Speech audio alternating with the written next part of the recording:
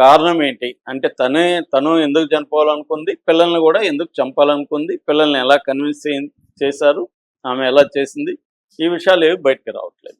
మరోవైపు వీళ్ళ బ్రదర్ చిరంజీవి రెడ్డి అన్న అతనే కారణమని, అతనికి 67 లక్షలు ఎంతో ఈమె పెట్టుబడికి ఇచ్చిందని, దాని మధ్య వాళ్ళిద్దరి మధ్య ప్రాబ్లమ్స్ ఉన్నాయని ఇలాంటి వార్తలు వైరల్ అయినాయి.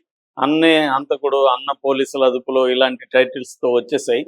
దాంతో అతని చాలా బాధపడ్డాడు, కోపం కూడా వచ్చింది. దాంతో అతను పోలీసులు కంప్లైంట్ ఇవ్వడానికి వెళ్తే పోలీసులు కంప్లైంట్ తీసుకోకుండా సలహా ఇచ్చారని చెప్తున్నారు. ఇలాంటివి మేము చేయలేము, ఇది మాది రైల్వే పోలీసు దీంట్లో కాబట్టి మీరు కోర్టు ద్వారా ట్రై చేయండి అని. దాంతో ఆయన కొన్ని ఛానల్కి కొన్నిటికి లీగల్ నోటీసులు కూడా పంపించినాడు అని చెప్తున్నారు. ఆయన కూడా ఈ మధ్య గట్టిగా రెచ్చిపోయి మాట్లాడుతున్నాడు మీడియా మీద. అంటే మీడియా ఉన్న అతీతులు అది ఇదని మాట్లాడుతున్నాడు. అది కరెక్టే కావు, ఆయన మాట్లాడింది వాస్తవమే కావచ్చు, కానీ మీడియాని ఇవాళ డీల్ చేయడం అనేది తెలుసుకోకపోతే వ్యక్తులే ఇబ్బంది పడతారు. సైలెంట్గా ఉంటే వదిలేసి మీడియా ఇంకొక ఇష్యూకి వెళ్తుంది. నువ్వే కెలుక్కునే కొద్దీ మీడియాకి ఇవన్నీ కేసులు ఇవన్నీ మామూలే. ఛానళ్ళు పెట్టుకున్న వాళ్ళకి కేసులు వస్తాయని తెలుసు. రెండోది, ఆ కేసులు ఏమీ తెగవు, లీగల్ నోటీసులు వస్తాయి, అంతకంటే ఏం జరగదు.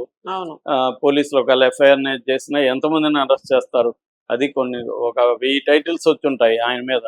1000 మందిని తీసుకెళ్లి పోలీసులు అరెస్ట్ చేయాలంటే ఆ పోలీసు సిబ్బంది సరిపోతారా? కాబట్టి కేసును మీరు త్వరగా తేల్చండి అనేది వాళ్ళు ఫ్యామిలీ ప్రెజర్ పెట్టాలి. అది పెట్టకుండా మీడియా మీద ఎందుకు అరుస్తున్నారు? మీడియా పోలీసులు బయటికి చెప్పట్లేదు క్లియర్ గా, కాబట్టి మీడియాలో ఊహాగానాలు ఉన్నాయి. మీ పోలీసులు కానీ వన్స్ ఫర్ ఆల్ మీడియా సమావేశం పెట్టి ఇప్పటి వరకు మా ఇన్వెస్టిగేషన్ లో తేలింది ఇది అని కానీ అనౌన్స్ చేసేస్తే దాన్నే మీడియా క్యారీ చేస్తుంది. ఆ తర్వాత ఊహాగానాలు ఉండవు, వేరే ఇష్యూకి వెళ్ళిపోతుంది. కాబట్టి వాళ్ళు చేయాల్సింది ఏమంటే, వాళ్ళ బ్రదర్ కానీ వాళ్ళ హస్బెండ్ కానీ వాళ్ళందరూ చేయాల్సింది ఏమంటే, పోలీసుల మీద ప్రెజర్ తీసుకొచ్చి త్వరగా దీన్ని బయటకు పెట్టండి. ఒక ల్యాప్టాప్ అదే వాళ్ళ ఆఫీసులు ఇచ్చినా ఎవరో ఒకటి చేస్తారు. ఐటీ ఇండస్ట్రీలో చాలా మంది చేస్తారు. చాలా ఇప్పుడు రిపేర్లు ఉన్నాయి, ఈజీగా చేయగలిగిన పరిస్థితి ఉంది. ఇప్పుడు ఒకప్పుడు ఐఫోన్ పాస్వర్డ్ అంటే చాలా కష్టం అనేవాడు. ఇవాళ వీధుల్లో కూర్చొని చిన్న షాప్ లో కూర్చొని ఐఫోన్ ది కూడా చేసేస్తున్నారు. టెక్నాలజీ వచ్చింది, ఏఐ వచ్చింది, అన్ని వచ్చినాక కూడా ఇంకా మేము రోజుల తరబడి చేస్తాము, మాకు ఇంకా సైబర్ సెల్ నుంచి రాలేదు, ఆ సెల్ నుంచి రాలేదంటే జనంలో కన్ఫ్యూజన్ వస్తుంది. ఇదేదో దాచిపెడుతున్నారు. ఎందుకంటే ఆల్రెడీ ఇందాక చెప్పిన ప్రొద్దుటూరు ఎగ్జాంపుల్స్ ఉన్నాయి కాబట్టి.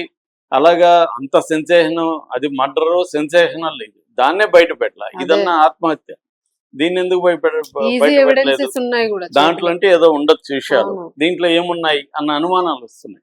సో అందువల్ల ఇప్పుడు ఏదో ఉంది దీంట్లో, ఏదో జరిగింది కాబట్టి పోలీసులు మామూలుగా ఇప్పుడు ఆమెకు డిప్రెషన్ ఉంది అందుకే చనిపోయింది అనే విషయాన్ని చెప్పడానికి ఎందుకు 16 రోజులు తీసుకుంటున్నారు? అది కూడా చెప్పట్లేదు కదా.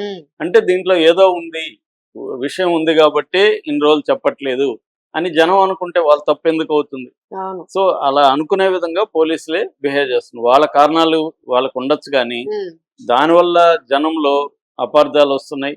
దీని వెనక ఏదో ఉంది, ఆమెను ఎవరో బ్లాక్మెయిల్ చేసి ఉండొచ్చు, లేదా ఆస్తుల విషయంలో ఏదో ఉండొచ్చు, వాళ్ళని కాపాడడానికే పోలీసులు డ్రాగ్ ఆన్ చేసుకుంటూ వెళ్తున్నారు అన్న అభిప్రాయం జనంలో బలంగా వస్తూ ఉందన్నమాట. అందుకని పోలీసులు వీలైనంత త్వరగా దీన్ని అఫిషియల్ గా చెప్పాలి.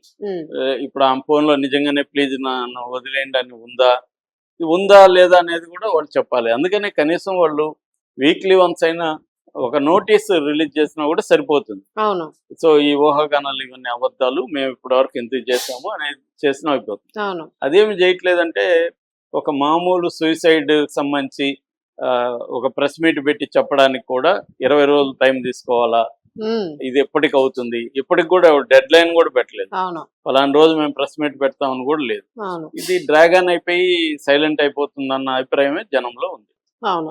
సార్ ఒక చిన్న డౌట్, ఇప్పుడు పబ్లిక్ ఉంటారు కదా సార్, అంటే ఇందాక అనుకున్నదే, మీడియాని ఎట్లాగైతే క్వశ్చన్ చేస్తున్నారు వాళ్ళు, మీరు కేసులు సగంలోనే ఏదో అప్డేట్ ఇస్తారు, మిగిలిన అప్డేట్ ఇవ్వరు, అక్కడతో క్లోజ్ చేసేస్తున్నారు, మా వరకు సస్పెన్స్ వదిలేస్తున్నారు అని. సో యాక్చువల్ మనకి సస్పెన్స్ ఉంటుంది, పోలీసులు ఇవ్వకుండా మనం కూడా డిక్లేర్ చేయలేము ఇది. సో అక్కడ మీడియా మీద కూడా ఒక ఆరోపణ వస్తూ ఉంది. సో ప్రజలు ఎవరైతే క్వశ్చన్ చేస్తున్నారో వీళ్ళు పోలీసుల్ని డిమాండ్ చెయ్యొచ్చా ఈ కేసుకి సంబంధించి డీటెయిల్స్ మీ అంటే నుంచి కామెంట్ పెట్టడం ఏముంది, ఏ పని ఆ. చేస్తున్నా కామెంట్ పెట్టడం. ఉమ్, పోలీసులను పోయి డిమాండ్ చేయాలంటే ఎలా చేస్తారు?